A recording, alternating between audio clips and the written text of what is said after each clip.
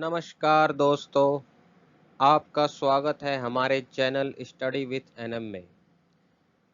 हम फिर से हाजिर हैं इस हफ्ते के करंट अफेयर्स के साथ। तो इस हफ्ते की करंट अफेयर्स की अपडेट्स को हम सिर्फ पॉइंट्स में समझेंगे। तो आइए शुरू करते हैं बिना किसी देरी के। विश्व बैंक ने अफगानिस्तान को दी जाने वाली वित्तीय सहायता राशि को रोक दिया है।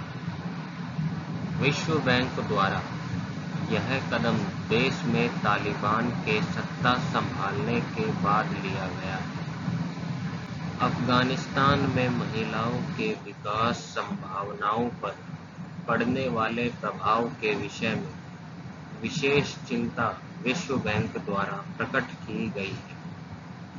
विश्व बैंक ने अफगानिस्तान के विकास के लिए $5.3 बिलियन का निवेश किया है।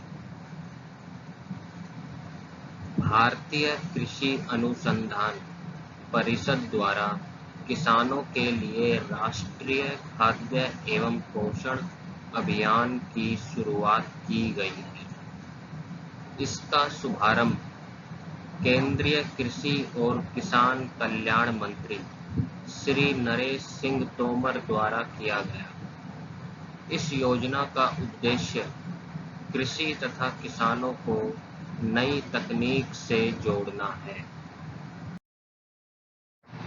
देश का पहला स्मोक टावर दिल्ली में स्थापित हुआ।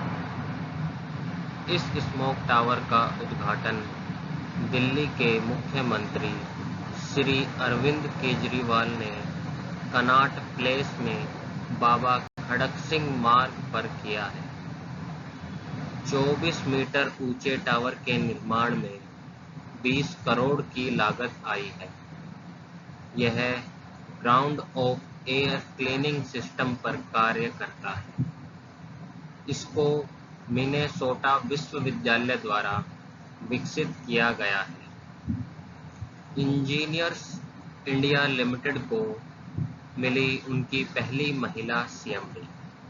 वर्तिका शुक्ला ने 1 सितंबर 2021 को नवरत्न सार्वजनिक क्षेत्र के उद्यम इंजीनियर्स इंडिया लिमिटेड के पहली महिला अध्यक्ष और प्रबंध निदेशक के रूप में अपना पद संभाला। केरल का साउथ इंडियन बैंक हुआ एजेंसी बैंक के रूप में सूचीबद्ध। आरबीआई के द्वारा केरल के निजी बैंक साउथ इंडियन बैंक को आरबीआई की ओर से केंद्र और राज्य सरकार के सामान्य बैंकिंग व्यवसाय के लिए एक एजेंसी बैंक के रूप में सूचीबद्ध किया है। इससे पहले आरबीआई ने Indus bank, DCB bank, RBL bank और कर्नाटक बैंक को एजेंसी बैंक के रूप में सूचीबद्ध किया था। ग्रीनलैंड के सबसे ऊंची चोटी पर पहली बार वर्षा रिकॉर्ड की गई। अगस्त के महीने में बर्फ से ढके ग्रीनलैंड के पर्वत पर बारिश हुई। वैज्ञानिकों ने इस प्राकृतिक घटनाक्रम को गंभीरता से लिया है। उनके अनुसार पहले से ही तेजी से पिघल रहे इस बर्फ की चादर के लिए अधिक चिंताजनक बात है। भारतीय जीवन बीमा निगम ने मोबाइल ऐप आनंद को लॉन्च किया।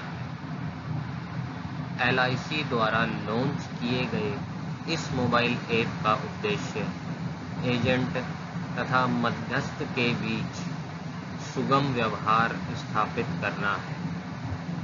इसके माध्यम से पेपरलेस केवाईसी प्रक्रिया की जा सकती है। आईआरसीटीसी द्वारा विशेष रामायण यात्रा 7 नवंबर से शुरू होगी। इस यात्रा की शुरुआत दिल्ली के सफदरजंग रेलवे स्टेशन से होगी तथा इसका अंतिम पड़ाव तमिलनाडु में रामेश्वरम होगा। यह ट्रेन भगवान राम से जुड़े सभी स्थानों की यात्रा करवाएगी।